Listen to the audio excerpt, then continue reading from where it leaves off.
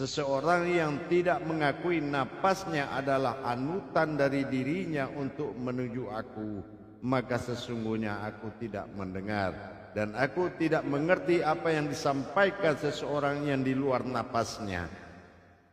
Jiwa yang akan menghadapi aku, jiwaku seutuhnya, apabila dalam napasnya ini telah dia lakukan bagaimana dia berkiblat kepada napasnya untuk mendapatkan aku dengan jiwanya yang tulus, jiwanya yang penuh rasa kasih dan sayang, dan mencintai sejati dirinya adalah aku layaknya diri hakiki bagi dirinya yang mana asal usul dirinya terjadi.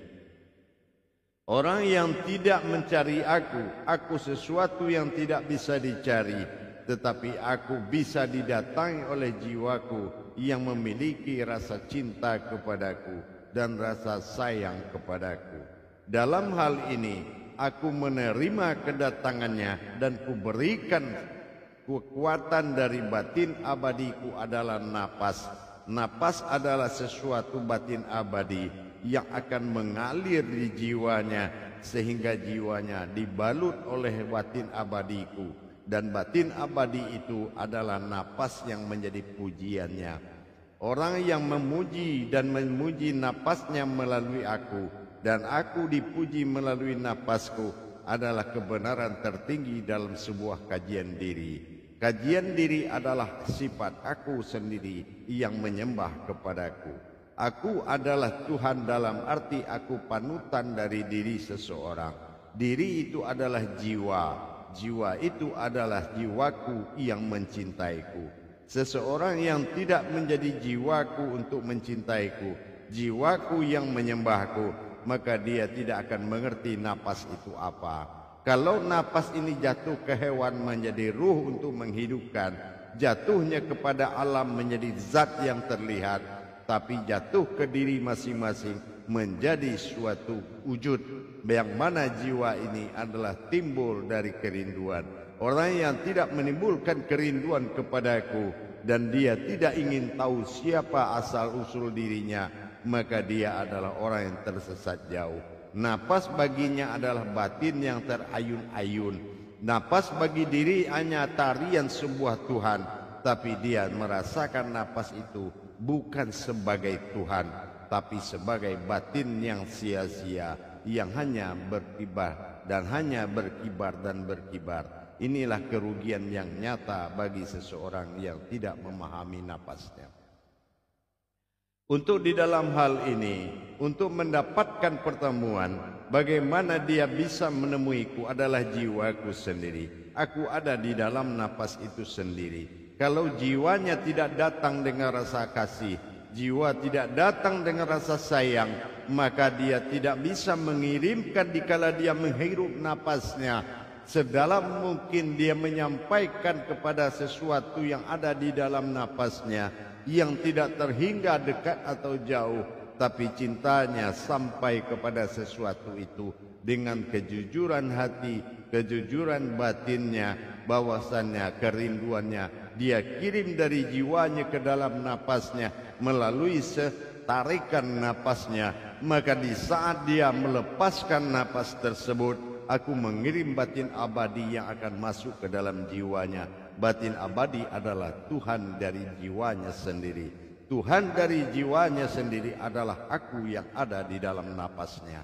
Ini yang dikatakan aku kepada diriku sendiri. Inilah, kalaulah nanti dalam pertemuan aku memberi dan menerima pekerjaan Tuhan yang aku serahkan, aku memerintahkan kepada kekuatanku bernama batin abadi disebut napas. Napas adalah ketuhanan yang bergerak. Di mana aku menerima, aku perintahkan pada napas saat menghirup, dan di mana saatnya aku memberi, aku perintahkan napas untuk mengeluarkan dan mengantarkan. Tetapi pertemuan aku dengan jiwaku sendiri dipertemukan oleh napas itu apabila aku sudah yakin napas itu adalah Tuhan baginya dan Tuhan itu adalah aku. Dengan demikian aku sudah yakin jiwa itu telah bertuhan kepadaku. Tapi selagi napas itu tidak dijadikannya sebagai jalan menuju Tuhan, menuju aku, maka dia katakan napas itu adalah ruh yang sia-sia bagi dirinya. Tetapi kalau dia sudah menyatakan napas adalah suatu perjalanan batin abadi yang dikendarai oleh jiwanya untuk mencapai aku yang ada di dalam dengan kekuatan cinta dan mahabbahnya, maka akan sampailah rasa dan kerinduan itu kepadaku. Maka kalau salah satu kita nanti bertemu di dalam pertemuan di antara aku dengan aku, telah terjadi titik kosong yang mana titik abadi. Disitulah nanti akan kehilangan semuanya, melainkan aku semata dengan jiwaku.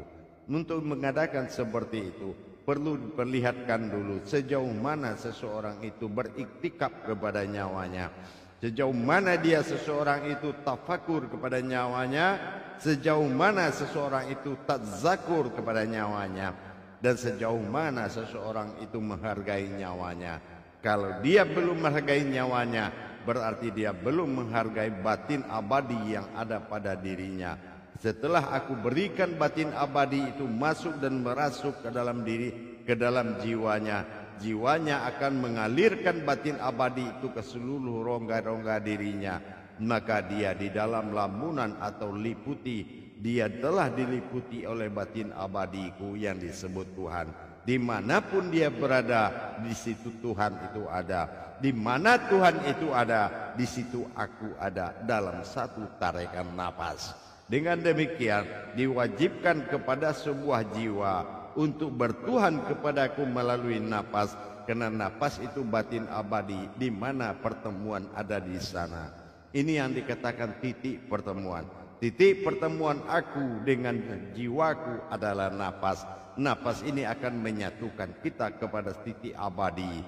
Napas ini akan menjadikan kita ketemu dalam titik kosong yang abadi, yang mana tidak lagi aku bernama aku dan tidak lagi jiwa bernama jiwa. Semuanya hidup dalam kodrat yang satu. Untuk mendapatkan itu, aku butuh reaksi, aku butuh bukti. Benar-benar seseorang itu di saat dia berkalam Tuhan, astaghfirullahkah, la ilaha illallahkah, Allahu akbarkah, subhanallahkah, tapi mata hatinya melirik kepada nyawa atau dikatakan batin abadi atau napasnya, maka berarti dia benar-benar telah mengharapkan aku sebagai wujud yang utama bagi dirinya, yaitu diri yang hakiki disebut dengan diri yang sejati.